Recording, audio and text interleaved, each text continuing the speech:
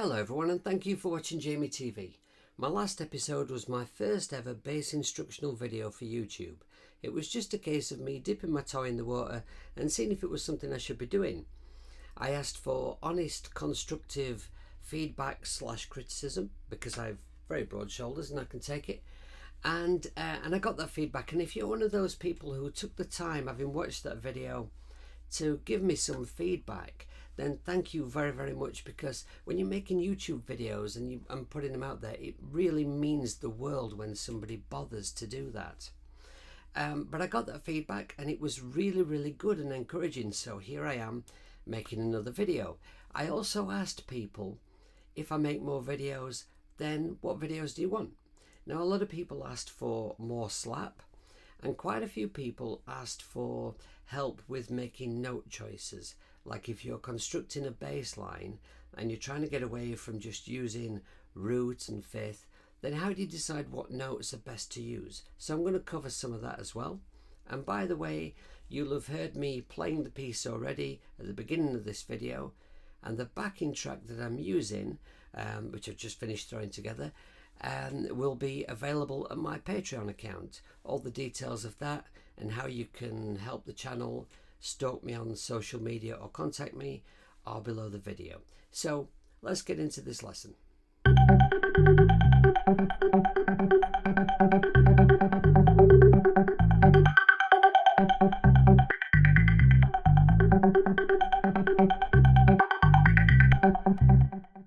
Okay, I'm going to begin this lesson part of the video by just showing you the nuts and bolts of how to play this riff. And the reason I'm laughing at myself is because I've actually just done this and I think I did a reasonable job, but I can't really check because when I'd finished I realised that the red light wasn't on, so stupid hippie, here I am doing it all again. So what I'm going to do, I'm going to show you the nuts and bolts of how you play this riff, and then when I've done that we'll have a look at some of the note choices and how you might arrive at such a riff. Okay, so I'm going to begin with a slow play through of the riff.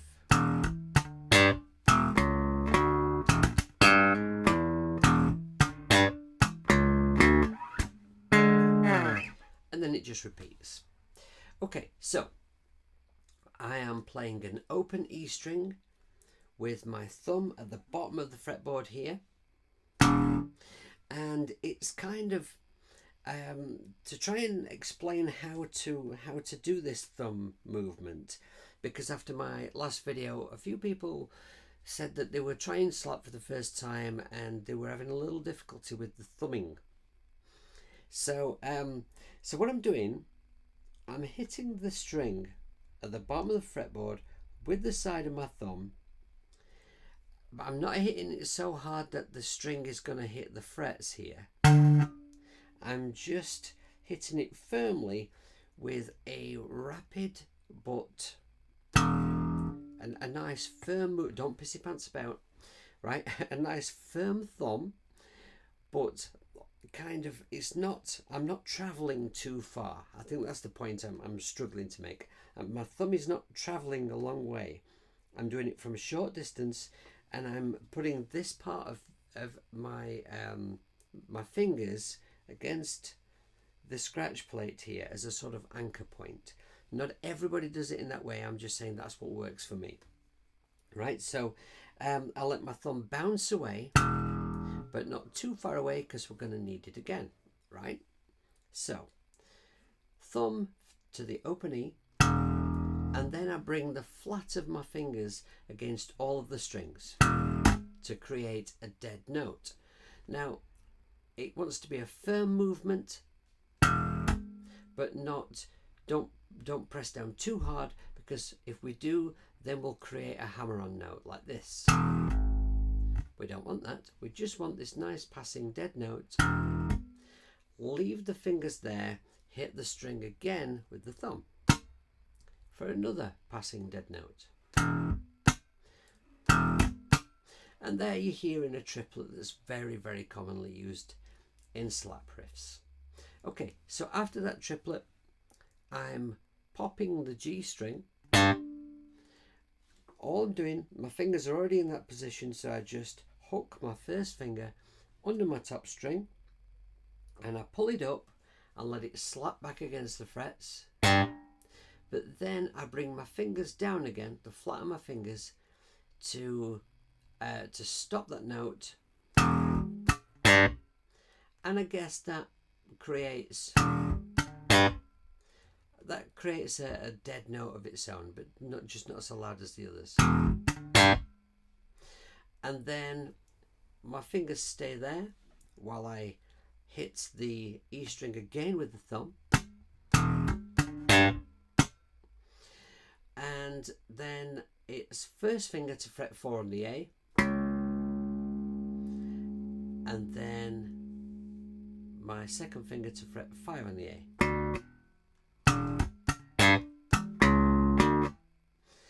And that's actually the 6th of the scale into the flat 7 of the scale.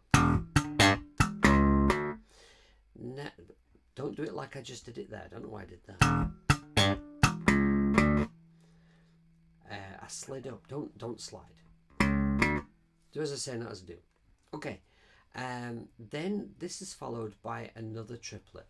And these triplets, you'll find them all over slap playing. And it's kind of the thing that when you hear a slap riff and it sounds like there's an awful lot of notes going on, like it's really, really busy, it's very often because it's full of a lot of these kinds of triplets, a lot of dead notes.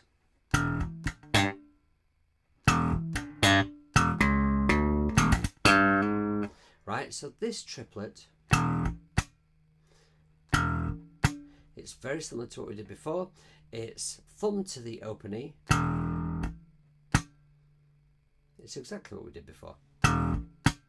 Okay, so it's thumb to the open E, flat of the fingers against the string, hit the string again with the thumb, and then I'm consciously moving a little further up the fretboard as I'm muting the string here, because my next note is here. So let me just try and demonstrate that.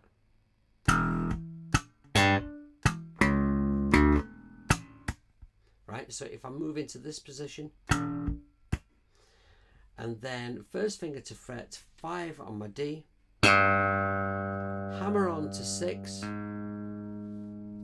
third finger comes across to fret 7 on the A, and thumb down on there. So I slid it again. I didn't do this in the take that I forgot to press record on, like an idiot.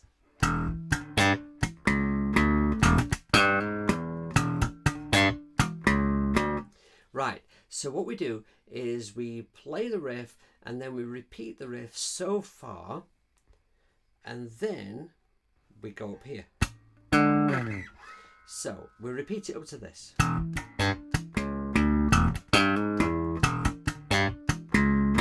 We repeat it to there, and then what I'm doing is I'm going to end this riff with I'm putting my first finger to fret 12 on my D string and my second finger to fret 13 on the G. But just before I show you that, on my way there I get one more dead note. So what I do is I move my hand up the fretboard, so it's kind of, it's not on the notes yet, but it's into the correct position, and I let my right hand slap against the strings. So let me see if I can just play that for you. How does it go again? No, I can't remember it. Oh yeah. Right, so it's just my left hand is covering all the strings and slap my right hand against the strings down here, and then move into this position. So first finger 12 on the D, second finger to 13 on the G, and then I hook my first and second finger under those two strings and slide down a bit. And it sounds good if you give them a nice pull. Don't piss your pants about, right? Now, some people have said to me already that they find this difficult to do, because I've taught this in some of my one-to-one lessons, and they've said that they find this really difficult to do. And if you want to play this riff but you're struggling with this or some of the other aspects of it, what you can do is miss bits out. Like for instance, with this, if you're struggling to do this, you could maybe just brush over both strings with your fingertip.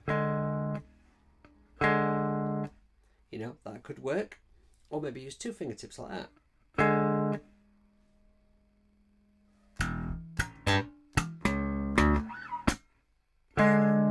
Like that.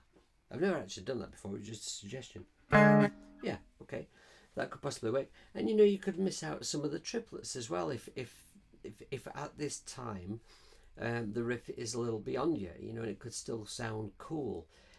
Because obviously, I don't know what level of player I'm speaking to. As far as I know right now, I'm just sat in my studio talking to my phone. So anyway, so what would that give you? If you, let's say if you could do this.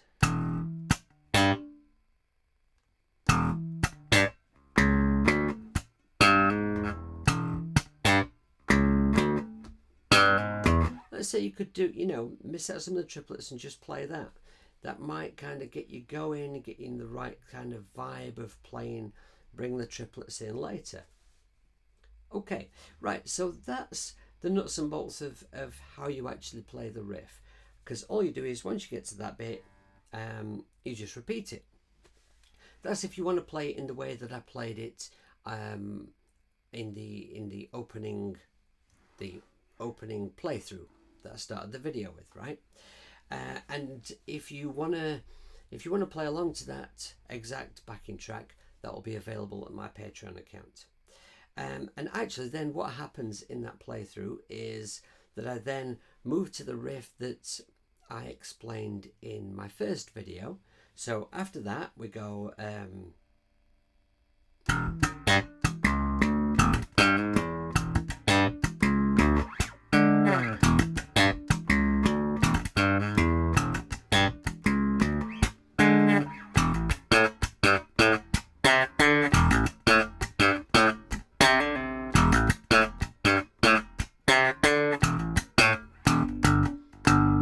Right, and I altered that little bit of the riff there to fit in with the backing track that I made, because I put this brass section in, and I really liked how it sounded, but it didn't go too well with the riff when I went down to the G with the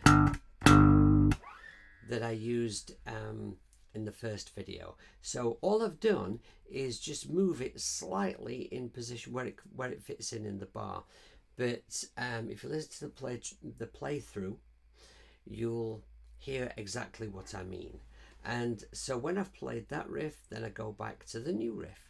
And then at the very end of the playthrough, all I do is I play part of a B7 chord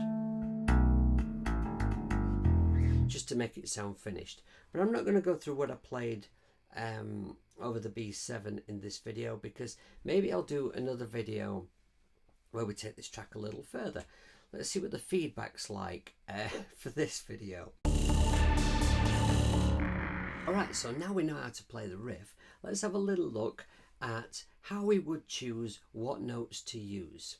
So the first thing to do when you're trying to come up with a bass line or a bass riff is have a look at what chord you're actually playing over. Now here I'm playing over an E7, so the first thing to do is have a look what notes are in E7 and then break them down, because all those notes are gonna work over the chord, right? Because those notes are in the chord, so if we play them as part of a bass line, they're gonna sound great, they're bound to. So E7 is derived from a E major chord. So what you do is to make an E7 chord, you would have the three notes that you would normally have in an E major. So you've got an E, and you've got an A flat and a B, the root and the major third and the fifth from the scale, and you add to that a flattened 7. So let me just play an E major scale here. What's a scale? Right, there's the 7th note from the scale. So the intervals of the major scale: root, 2nd, 3rd, 4th, 5th, 6th, natural 7. I am going to flatten by a semitone or a fret, take it down a fret, whichever's your preferred way of understanding it. Right, so there's my flatted 7 note. I add that into the major triad, and that gives me the notes that I need for an E7. So let's have a look at those down here. We've got E, and then we've got the major third, the 5th, the flatted 7.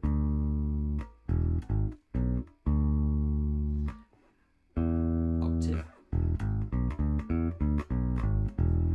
Right, so what I do is, if I'm writing a riff, or if you want to call it a bass line, whatever you want to call it, to go over a chord, then I would have a look at what the notes are in that particular chord, maybe play them in this position, play them down here too.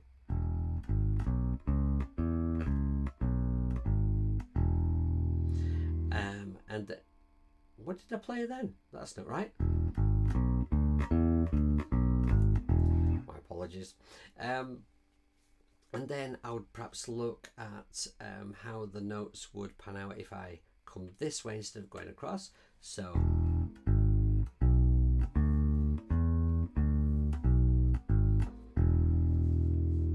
right, now let me also tell you this, and I'm not going to go too deep into this because it'd be far too long a video, but over a 7 chord you can also use your minor pentatonic, your major pentatonic, and from the altered major scale, including this flat 7 note instead of the natural 7 note, we're making a mixed Lydian scale. Now, I'm not going to go into modes and stuff now, but just suffice it to say that a mode is an amended major scale. In the case of the mixed Lydian, there's only one note different, and that's just the natural 7 flattened by a semitone.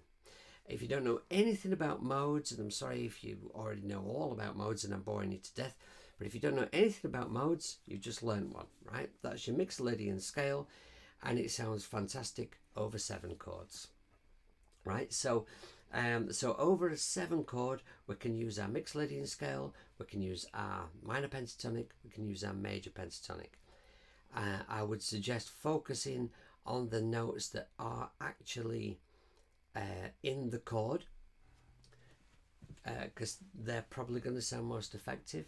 And yeah, let's have a look at my riff and see what notes I used there. So I used the root note to begin with, obviously. Don't worry about the dead notes because they're just noise. And then I play a minor third, which is taken from, it's the 2nd note of my minor pentatonic scale.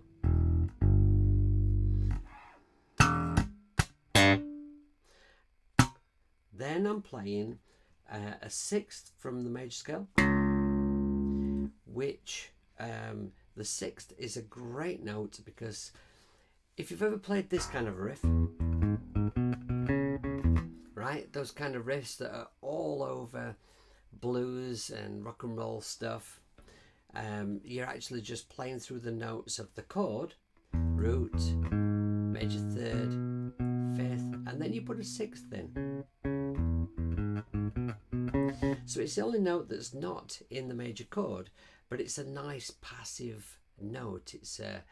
Because every note has a relationship with the root note, right? Like a harmony. If you play a root and then another interval from the scale, it has a harmonic quality, and the 6th has that nice passive kind of quality to it. and each one of them has a different relationship to the root. Like for instance, when you play a root and a fifth, you get a really powerful sound. If you play root and a flat 7, you get that sound that makes that 7 chord sound so cool. So where was I? What was I on about? Right, okay. Right, so I played the 6th, and then that kind of gets me into the flat 7 in a kind of a cool way. And then after my triplet, I play again the minor 3rd. It's just that note, an octifier, and I hammer it on into a major 3rd.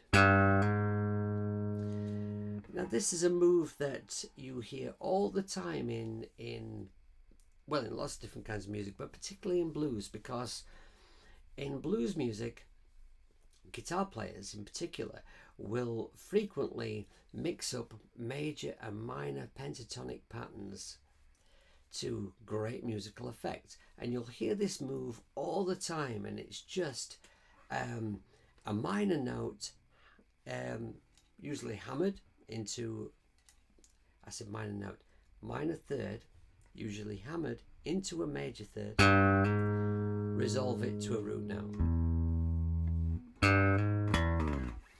Really common phrase heard in blues stuff, and no reason why it shouldn't be included in a bass line. So what else do we do? Right, and when I do this up here, all I'm doing is I'm picking out 2 notes from the E7 chord. And what are they? Right, yes, so the so this note here, the D, that's the flat 7, and then here I'm playing the major 3rd note. I'm just looking and checking that I'm right. Okay, I don't like loads and loads of comments, you know, like, Jamie, you said major 3rd and it wasn't. Okay, so yeah, I'm just grabbing a part chord because, you know, for one simple reason that, you know, I think it sounds cool. Now, when it comes to chords, and I think what I'm going to do is I'm going to finish this video with this little particular anecdote, because what I've done is I've kind of briefly opened a number of musical doors here. I'm just kind of trying to give you a bit of a picture of how you might go about looking for notes to assemble a bass line with, and where you might find them, rather than telling you what to do, just how you might find those notes that you need and what you could experiment with to find new things, because obviously I don't want the video to go on forever, and I could do more videos in future that go into more detail about a number of these things. So if I've touched on something that you want to know more about, then by all means contact me and let me know. So yes, I was going to finish with something. Oh right, yes, so chords and bass. Now, bass players as a rule usually don't play chords. You can sort of play chords on a bass, but it's kind of not the first calling of the instrument, perhaps. Now, I'm always saying to bass players, the thing, you know, budding new bass players, the thing that will make you a great bass player is understanding chords. And now some bass players also play guitar or keys, or, you know, play an instrument with chords, and that's really helpful when you're teaching them, because, you know, you can talk about roots and thirds and fifths and etc., and they understand what you mean. If you're a bass player and you don't play an instrument, a chordy instrument, and you've no desire to, then start having a look at your fretboard and figuring out arpeggios and shapes that can help you find your way through chords, and it will change your playing altogether. And this is something I really would like to do more videos about. What I've got here, excuse me, I have an itchy nose. What I have here is 2 notes from the E7 chord. Now if I add to it this note here, then I've got the root and the flat 7, and I'm missing out the 5th for the moment, but those are really the 3 notes that kind of make the sound of this chord. I could also play that chord here like this, which is again missing out the 5th. I could add it there, I suppose, or this one I could add it here. But if you find little arpeggios and little chord shapes on your fretboard that you can use to very easily sort of find your way around the notes contained in a chord, then that will help you immensely when it comes to constructing bass lines. So I'm going to leave you with that. Thank you very, very much for watching. If you would like to get hold of the backing track that I played over at the beginning of this video, then please look below and check out my Patreon account and consider becoming a patron. I will be uploading, when I've finished editing this video, I will be uploading that backing track to my Patreon account, and also I'll be uploading a tab of this riff. The track that I played over in the first video and the tab for that one are already there, and I will continue in this fashion as I continue to make these kind of videos. If you'd like to help out the channel in any way, my PayPal ME is down there for a one-off donation. If you want to check out any of my music, then there's links to my website and Spotify, where my solo music is, and SoundCloud, where my sync license music is, the instrumental stuff, and all my social media stuff is down below if you would like to stalk me in the social media kind of fashion. Also, if I've touched on anything that you really would like some further information about, if you'd like to question me about anything, slag me off, or question me about something, maybe you'd like to make a suggestion about something I could make a video on in future, by all means, my email address is down there for a reason. Contact me and I'd love to hear from you. So please, if this video was any good to you at all, then please give me a thumb up and subscribe and ding my bell, so that when I upload nonsense like this in future, you'll get a notification. Please take care of yourself.